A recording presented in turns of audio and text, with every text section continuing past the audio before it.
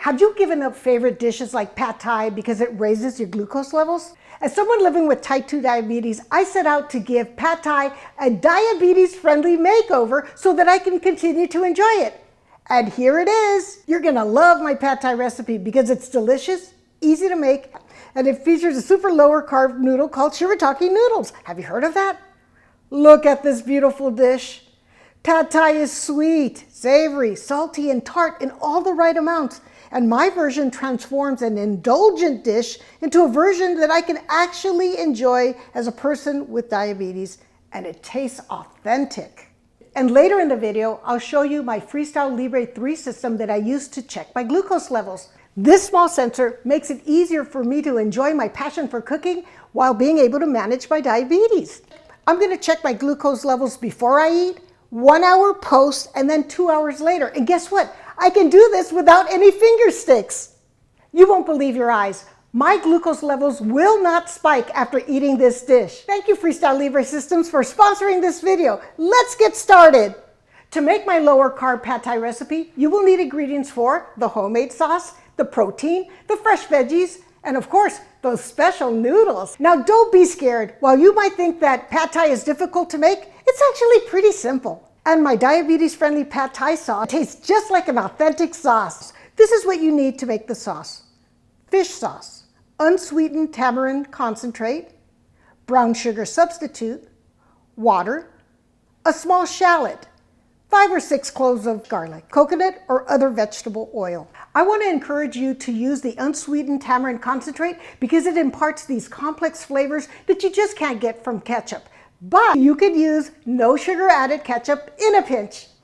On to the proteins. A couple of eggs, a few medium cooked shrimp, extra firm tofu that you'll need to remove the water and press it out first.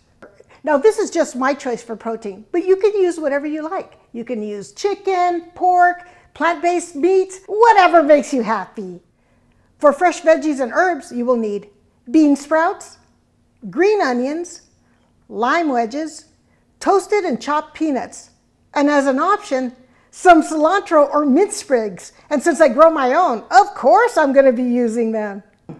And last but not least, the star ingredients of the diabetes-friendly pad thai is the Shirataki noodles. These noodles make a lower carb pad thai recipe possible. They're made from a real food source, the tuber or the bulb of a plant called the Amorphophallus konjac. And here's the tuber. And look, it's already growing a flower stalk. I'm planting this right after I finish the video.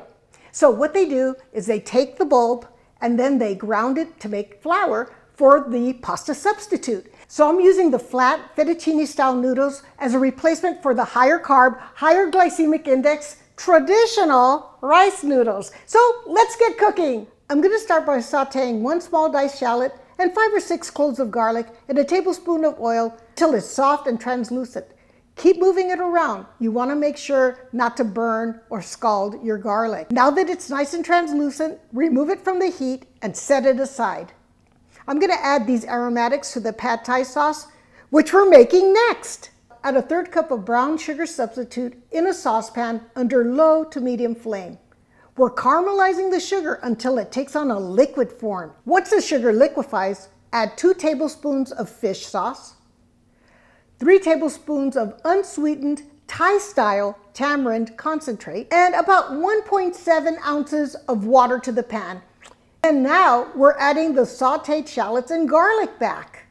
Simmer all of this on low heat for about 5 minutes or until it has the consistency of runny honey. And then remove it from the heat and set it aside.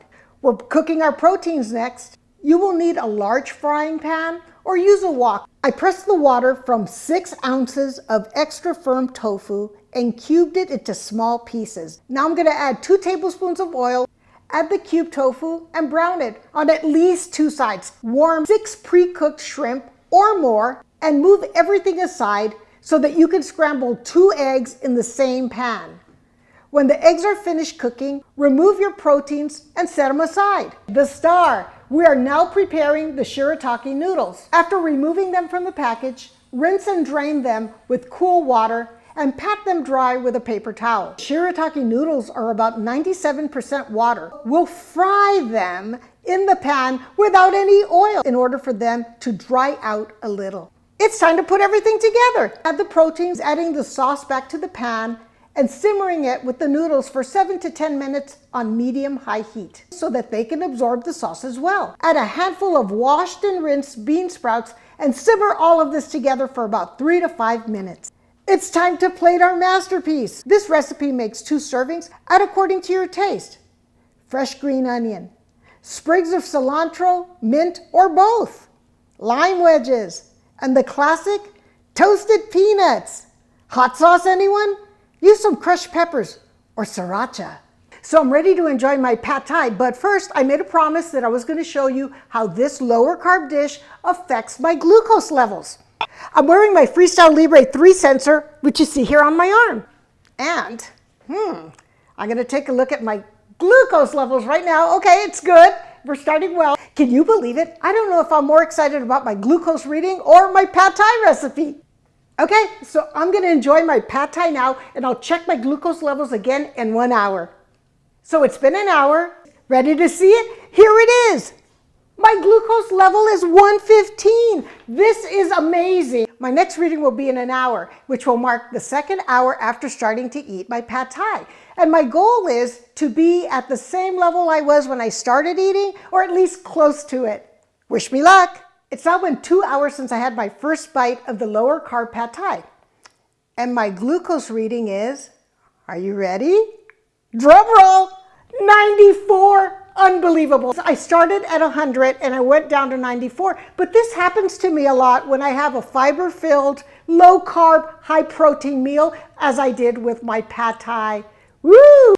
Keep in mind that people experience different glucose level activity based on unique factors such as lifestyle, medications, or medical conditions. The FREESTYLE LIBRE 3 system makes it easy for foodies like me to experiment with foods and recipes while managing my diabetes.